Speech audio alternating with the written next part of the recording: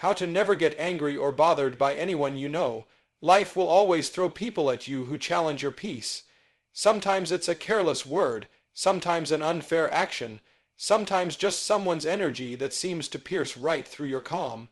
And in those moments, it's so easy to let anger rise up, to feel bothered, to carry that weight in your chest like a heavy stone. But what if I told you that anger is not your only option? What if you could live in a place where other people's words and actions no longer had the power to shake you, where you can hold your peace as fiercely as you hold your dreams? It's not about being perfect or pretending you don't feel hurt. It's about showing up for yourself with radical compassion and strength. First, understand this: your worth is not tied to anyone else's opinion or behavior. Their words, they are just words, their actions. Those are theirs to own, not yours to carry. When you realize this truth deep down in your bones, you begin to reclaim your power. Next, take a breath. Pause before you react. When you pause, you create a sacred space to choose how you respond. Anger might be the loudest voice, but it's not the wisest. Choose peace instead. Choose understanding. Choose to protect your heart. And here's the secret: practice self-compassion. When someone bothers you, don't beat yourself up for feeling angry or hurt. Welcome those feelings, name them, and then gently let them go. You are not your anger. You are the calm beneath the storm. Lastly, surround yourself with people who uplift you, who remind you of your strength. But even if you must face difficult people, know that your peace is your choice always. So the next time someone tries to bother you or make you angry, remember, you are the keeper of your own heart. Hold it close, protect it fiercely, and live a life that anger cannot touch, because you deserve peace, you deserve joy, and most of all, you deserve to be free. One of the most powerful truths you can ever realize is that your worth is not tied to what anyone else thinks of you. This may sound simple, but it is a truth that many of us struggle with every single day. We look for validation outside ourselves, hoping that someone's approval will make us feel whole, worthy, or enough. We wait for someone to recognize our value, for someone to say the right words, to act in a way that shows us we matter. But when we place our worth in the hands of others, we give away our power, the power to decide for ourselves who we are and how much we deserve. You have to understand that worth is not a prize to be earned or a trophy to be won. Worth is not something you gain from accomplishments, possessions, or the applause of others. It's not something you lose when someone criticizes you or turns away. Your worth is inherent. It's the birthright of every human being, including you. It simply exists because you exist. It is not conditional. It does not fluctuate based on circumstance or the opinions of others. It is steady, unchanging, and deeply rooted in your very being. When you can internalize this, it creates a foundation of strength and resilience that no one can shake. It means that when someone says something hurtful or tries to diminish you, their words do not define you. Their judgment is a reflection of them, their fears, insecurities, and limitations, not a mirror of your true value. And this awareness allows you to step back, observe without reacting, and preserve your peace instead of spiraling into anger or pain. Living with this truth also means that you stop seeking constant approval or fearing rejection. You don't need to shape yourself to fit into other people's expectations or standards. You no longer depend on the fleeting praise of others to feel good enough because you already know your worth. This freedom allows you to be authentic, to show up fully and vulnerably, without wearing masks or playing roles to earn acceptance. When you know who you are and what you deserve, you attract people who appreciate the real you and reject those who don't belong in your life. Of course, this doesn't mean you become arrogant or detached. It means you cultivate humility and compassion for yourself and others. You recognize that everyone is on their own journey, often struggling with their own worthiness, just like you. But because you are rooted in your own value, you can interact with kindness rather than defensiveness, curiosity rather than judgment. The journey to fully embracing your inherent worth is not always easy. It requires patience and practice. It often means unlearning habits of self-criticism and negative self-talk that have been ingrained since childhood or reinforced by past experiences. It means challenging the voices inside your head that tell you you're not enough, not good enough, not lovable enough. It's about replacing those lies with the truth that you are enough exactly as you are. This truth changes everything. It shifts your perspective on conflict, criticism, and rejection. When you no longer see your worth as dependent on others' approval, you stop taking things personally. You see that other people's anger, impatience, or unkindness is about them, not you. This perspective frees you from unnecessary suffering and emotional turmoil. You become like a rock in a river. The water flows around you, but you remain steady and unshaken. Moreover, knowing your worth helps you set healthy boundaries. You begin to understand that you deserve respect and kindness, and you have the right to say no to anything that threatens your peace. You don't tolerate behavior that makes you feel small or disrespected because you know your value is too precious. This boundary setting is an act of self-love, a declaration that you will not allow anyone to diminish your spirit. It's also important to remember that embracing your worth doesn't mean you stop growing or striving for better. It means you pursue growth from a place of self-respect and love, not from a place of shame or fear. You want to improve because you care about yourself and your potential, not because you're trying to prove something to others or fix a perceived flaw. This understanding brings a deep sense of peace and confidence. You become less reactive and more reflective. You choose your responses rather than being swept away by emotion. You learn that your emotional well-being is within your control, and you don't need to be at the mercy of others' behavior or opinions. So when you wake up each morning, remind yourself of this powerful truth. Your worth is not measured by likes, achievements, or others' approval. Your worth is your birthright. It is the foundation on which you build your life. No one can take it from you unless you give it away. Hold onto it fiercely. Protect it with all your heart. Because when you truly believe in your own worth, nothing and no one can make you angry or bothered unless you let them. This is freedom. This is peace. This is the courage to live fully, unapologetically, and without fear. There's a moment, a tiny, almost invisible space between what happens to you and how you respond. That space is powerful. It's where your freedom lives. It's where peace is born. Most of us go through life reacting instantly to things. Someone says something hurtful, and we lash out. Someone cuts us off in traffic, and we explode. Someone disrespects us, and we want to put them in their place. But if you truly want to stop being angry and bothered by others, you have to learn to pause. Just pause. That one moment of stillness can change everything. Pausing doesn't mean you become weak. It doesn't mean you allow people to walk all over you. It means you choose not to give them immediate access to your emotions. You create a moment to think, to breathe, to remember who you are and what matters to you. That pause is not silence. It's strength. It's wisdom. It's the act of putting yourself back in control of your emotions instead of handing that power over to someone else. Think of how many times you've said something in anger that you later regretted. How many times you acted from a place of frustration or pain and afterward thought, I wish I had handled that differently. That's what happens when we react without pausing. Emotions are real and they can feel overwhelming in the moment, but they don't have to dictate your actions. When you pause, you acknowledge the emotion. You say, yes, I feel angry, I feel hurt, I feel triggered, but you don't let those emotions become your guide. You give yourself the grace to choose a different path. The pause gives you clarity. It allows you to ask yourself the right questions. Is this really about me? Is this person coming from a place of pain? What would the best version of me do right now? These are powerful questions, but you can't access them in the heat of the moment unless you've practiced the pause. This takes time. It's not something you master overnight.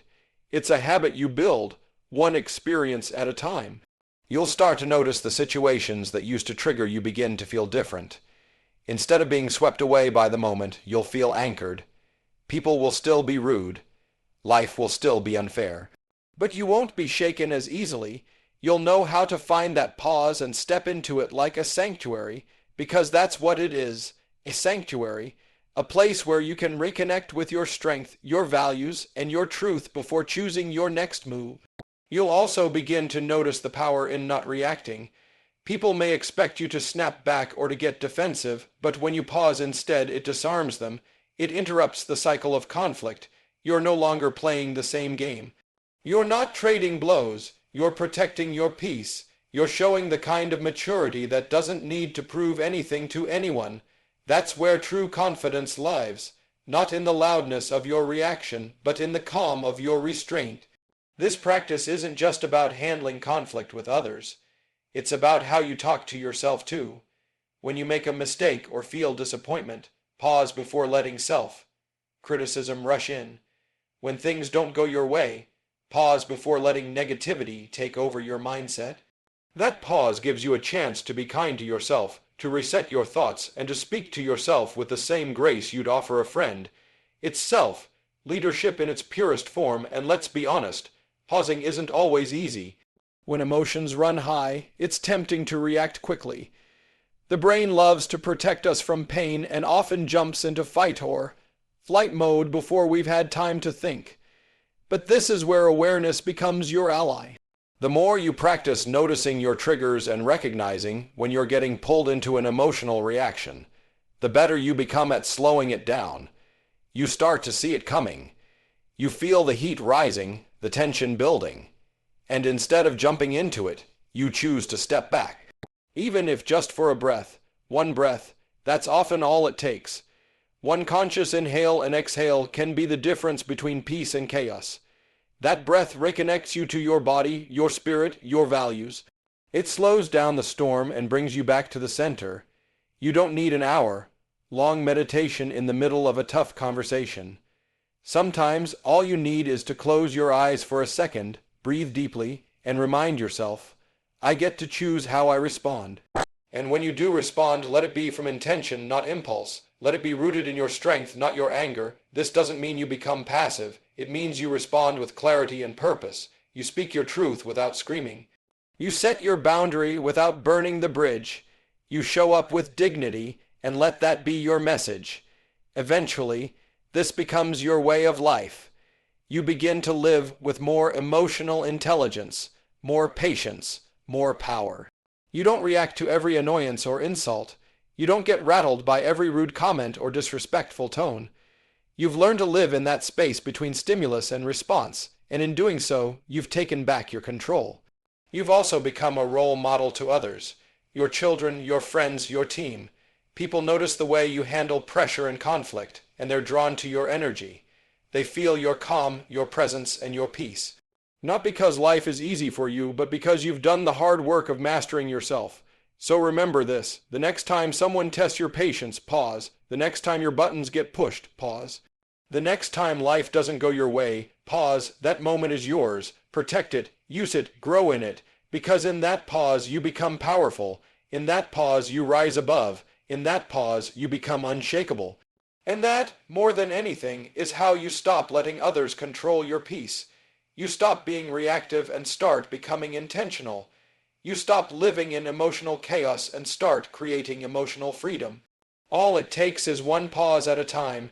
To live with peace, to not be constantly pulled into anger or emotional chaos by others, you have to start with yourself, and not just in a superficial way. You have to go deep, deep into the places where you often hide your own pain. Deep into the wounds you try to pretend don't exist. And what you'll find there isn't weakness or failure. You'll find a need for compassion. Radical self-compassion. Not the kind where you pat yourself on the back only when things are going well, but the kind where you embrace yourself completely, especially when you feel broken, angry, embarrassed, or not enough. Self-compassion isn't about making excuses or avoiding accountability. It's about being honest with yourself without being cruel.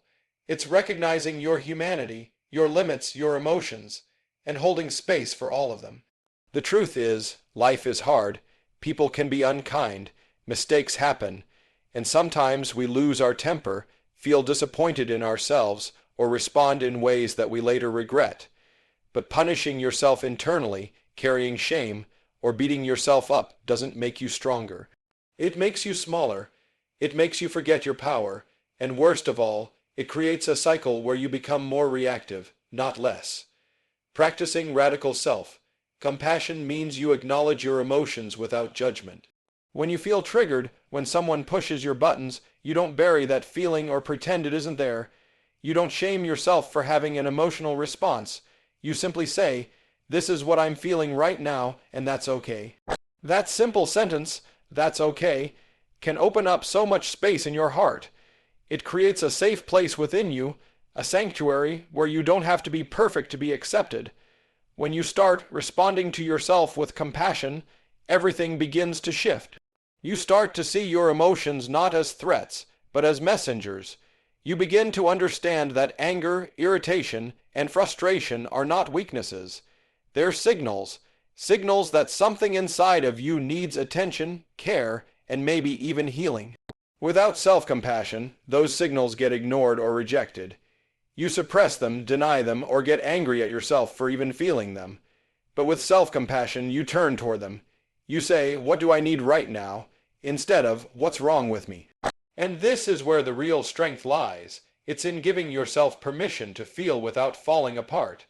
It's in learning to sit with your own discomfort without judgment. You start to become less afraid of what's inside you. You start to trust yourself more. You realize you don't have to be flawless to be worthy of kindness. Not from others, and not from yourself. This practice also helps you let go of perfectionism. So many of us hold ourselves to impossible standards. We think we have to always be composed, always be generous, always be calm. And when we fail to meet that standard, we attack ourselves. But no one is perfect. Everyone has moments of struggle, of weakness, of imperfection. Self-compassion says, even in those moments, I still deserve love. I still matter. It also helps you release guilt and shame that you may have been carrying for years. Maybe you've said or done things you're not proud of. Maybe you've made decisions that you wish you could change. Maybe you've been hard on yourself for being too emotional, too sensitive, too reactive. But self-compassion allows you to say, I did the best I could with what I knew at the time. That doesn't erase responsibility. It transforms it. It allows healing to begin. You'll find that when you are kind to yourself, your ability to be kind to others increases too. When you stop judging yourself so harshly, you stop judging others so quickly. You become more understanding, more forgiving, more centered. That angry person you used to snap at, you now see their pain. That rude comment that used to bother you for days, it no longer shakes your core. Why? Because you're no longer a volcano of unmet needs and self-criticism waiting to explode. You've created peace inside yourself, and that peace radiates outward. Radical self-compassion also helps you grow. Because when you stop fearing your own emotions, you start learning from them. You become more emotionally intelligent. You begin to recognize patterns and triggers not with shame, but with curiosity. You say, this is interesting.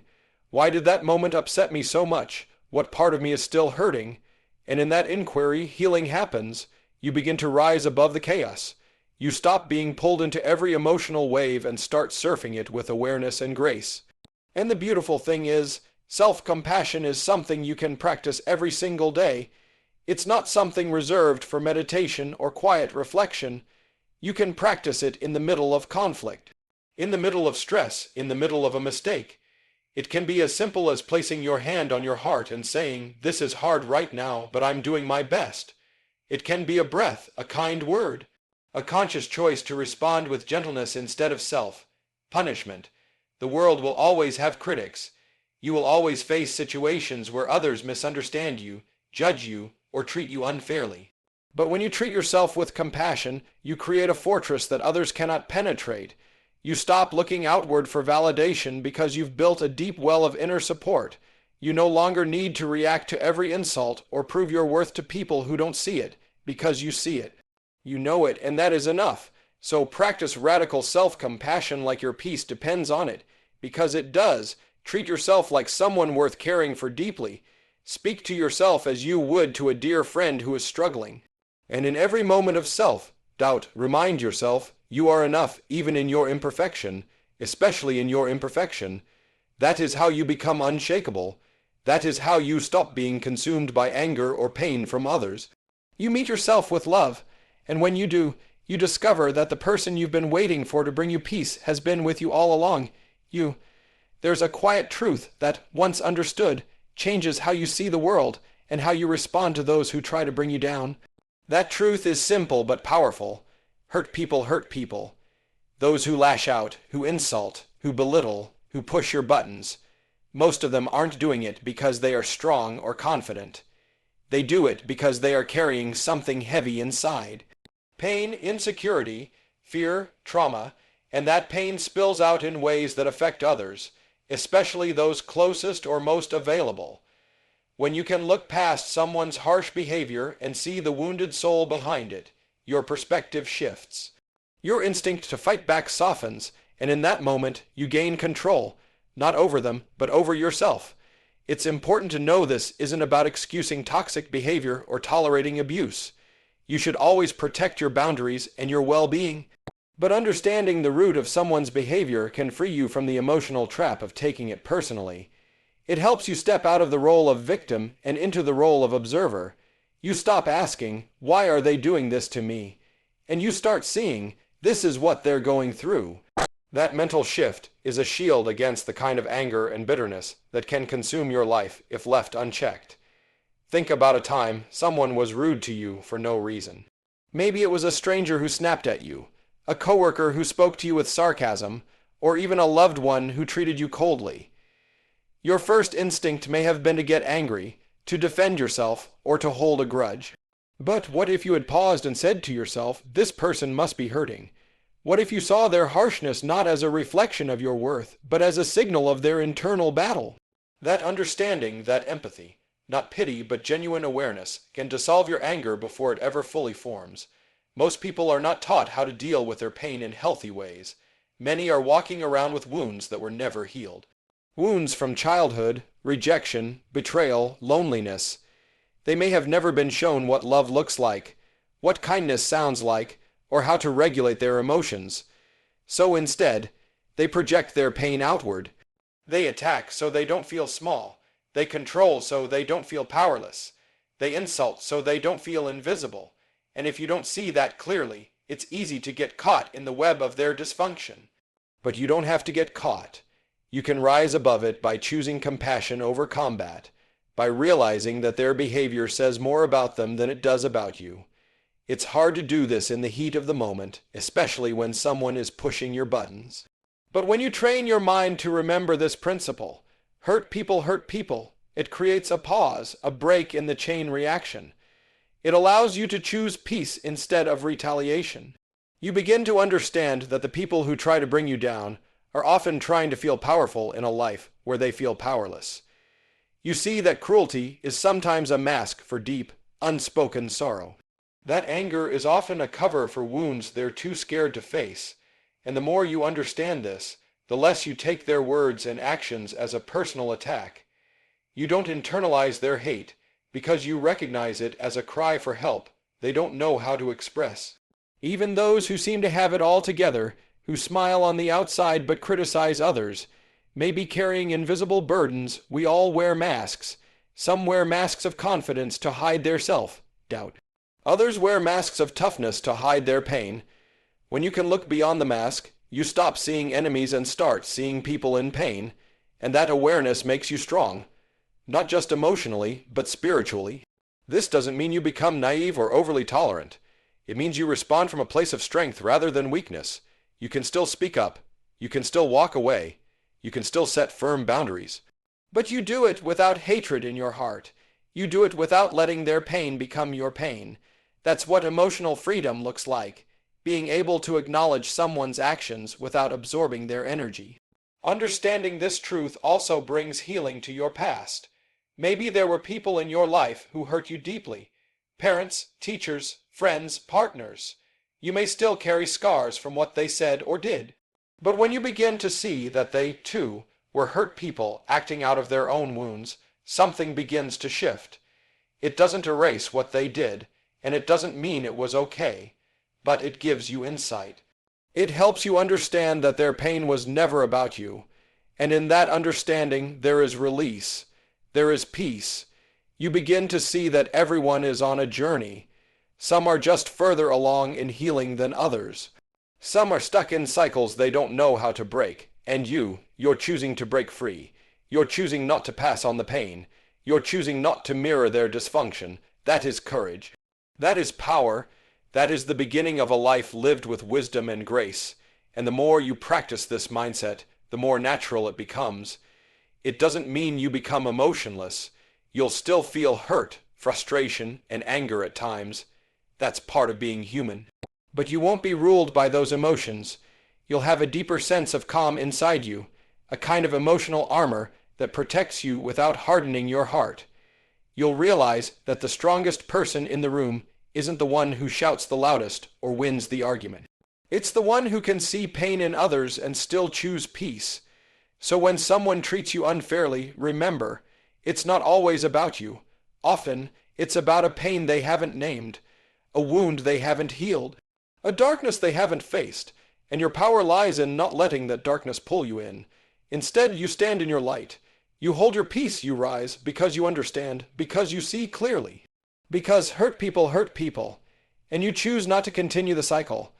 There's a powerful freedom that very few people experience because most are trapped by one persistent need, the need to be right. This craving for correctness, for validation, for winning arguments and proving others wrong. It's so deeply ingrained in human behavior that we hardly notice how much damage it does. It poisons relationships. It fuels conflicts. It robs us of peace. But when you can let go of this need, when you can detach from the obsession with being right, you unlock a level of freedom that changes how you live, how you love, and how you respond to the world. The truth is, being right doesn't bring peace. It might bring a momentary sense of satisfaction. It might give you a temporary ego boost, but what it often leaves behind is a trail of broken connections, bitter tension, and emotional exhaustion. Ask yourself, is it more important to be right or to be at peace? Is it more meaningful to connect or to conquer? Every time you choose peace over pride, you take one step closer to emotional maturity and personal freedom. Detaching from the need to be right doesn't mean you stop having opinions. It doesn't mean you let people walk over you or stay silent when something is wrong. It means you no longer hinge your identity on winning a debate. You no longer let yourself, worth rise and fall with someone else's agreement or disagreement. You are strong enough in yourself that you don't need external validation to feel whole. That kind of strength is rare, but it's something you can cultivate moment by moment, decision by decision. Think about the last time you got into an argument, maybe with a friend, a partner, a family member, or even a stranger online. How much of that argument was about the truth, and how much of it was about ego? So often, we stop listening the moment we feel challenged. We stop caring about understanding and instead focus on defending. We interrupt, we shout, we become sarcastic or dismissive, not because we want to understand, but because we want to win. And what do we lose in the process? Connection, trust, peace of mind. When you begin to recognize this pattern, you can start to change it. The next time you feel that urge to prove your point, take a breath and ask yourself, what's the real goal here? If the goal is connection, understanding, or peace, then winning the argument might not be the path. Sometimes the strongest thing you can do is to listen without needing to respond. Sometimes the wisest choice is to say, I see where you're coming from. Even if you don't fully agree, that doesn't make you weak, it makes you free. Letting go of the need to be right also invites humility into your life. And humility is not thinking less of yourself. It's thinking of yourself less. It's the ability to say, I don't know everything. I could be wrong. I can learn something here. That kind of mindset transforms relationships. It builds bridges instead of walls. It fosters curiosity instead of conflict. When you stop needing to be right, you become more open, more present, more compassionate. People feel safer around you because they don't feel like they're in a constant battle to defend themselves. This shift also protects your inner peace, because when you always have to be right, every disagreement feels like a threat. Every differing opinion becomes a personal attack. You carry tension in your body, anger in your heart, and defensiveness in your words. But when you detach from that need, those same situations become easier. You stop taking things personally. You can disagree with someone and still feel calm. You can walk away from an argument without needing to have the last word. That's real power. You also begin to understand that truth is often more complex than it seems. What feels right to you might be based on your experiences, your upbringing, your values. Someone else might see the world differently based on theirs. And that's okay. The goal of life isn't to make everyone think like you. The goal is to find peace within yourself and bring that peace into every interaction.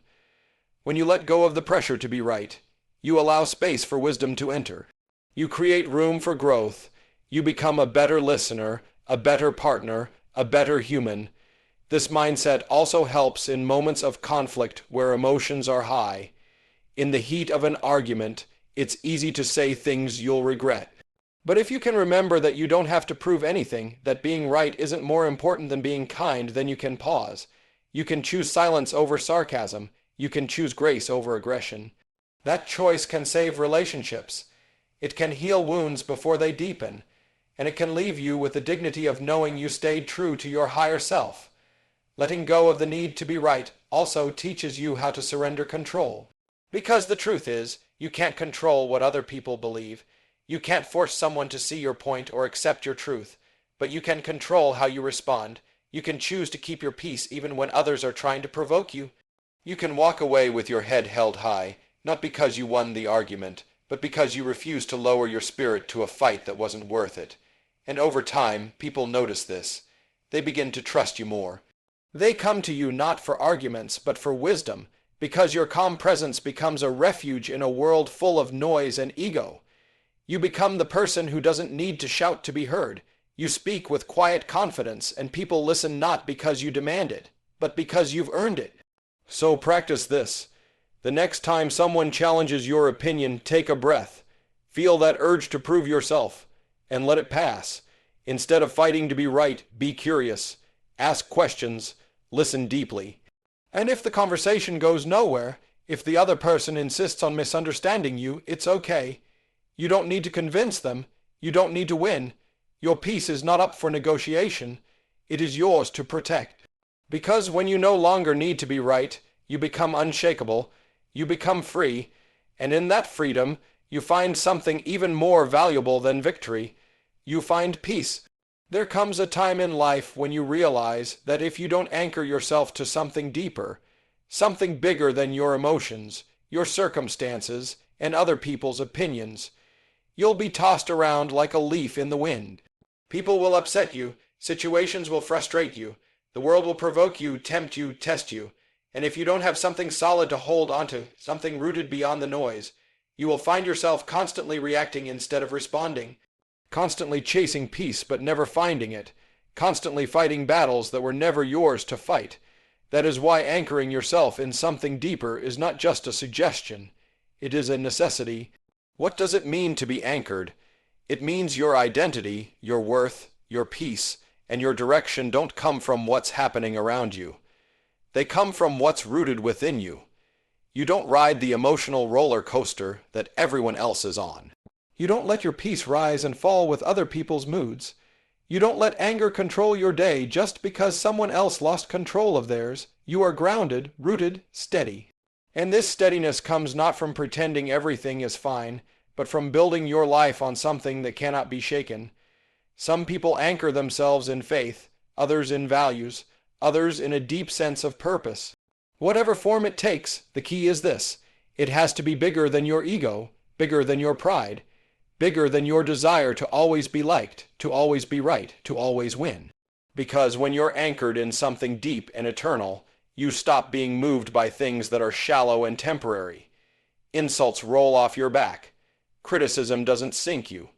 Disappointments don't destroy you.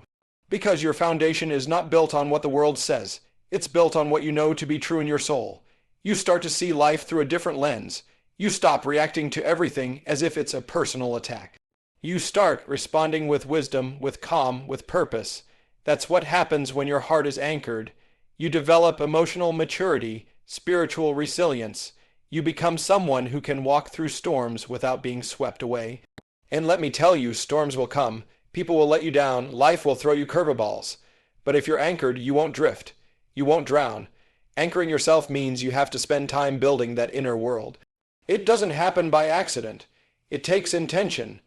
Maybe it's through prayer, meditation, journaling, stillness, or reading words that feed your soul. You carve out time to connect with what's real, not what's loud. You nurture your spirit like you would nurture a fire. Carefully, patiently, consistently, because a strong soul isn't loud or dramatic. It's quiet, steady, sure, and when everything around you feels chaotic, that quiet strength becomes your greatest power. You don't get there overnight. There will still be moments when you feel pulled into the chaos, when someone says something that stings, when a situation tests your patience, when your emotions rise like a tidal wave. But over time, you catch yourself quicker. You pause, you remember what you're anchored to, and you come back to your center. You come back to peace. That's growth. That's victory. That's what sets you apart in a world that runs on reaction. Because most people are not anchored. Most people are emotionally adrift. One bad comment can ruin their day. One disagreement can ruin a relationship. One failure can make them question their worth. But not you, not anymore, because you've chosen to anchor your life in something deeper. You've chosen to stop living from the surface and start living from the core, and that changes everything. Anchoring yourself also gives you clarity. You start to realize that not every battle is worth fighting. Not every comment deserves a response. Not every invitation to anger needs to be accepted. You pick your battles wisely not because you're weak, but because you're wise. You've learned that peace is more powerful than pride. You've learned that keeping your spirit calm is worth more than proving a point. That's what people anchored in purpose do. They choose what matters most. And when people try to provoke you, and they will, you don't flinch, you don't explode, you don't stoop to their level because your peace isn't hanging on their words. Your value isn't tied to their approval. Your joy isn't dependent on how they treat you. You've built something stronger, and they can't take that away from you. This doesn't mean you don't feel emotions. You still feel everything.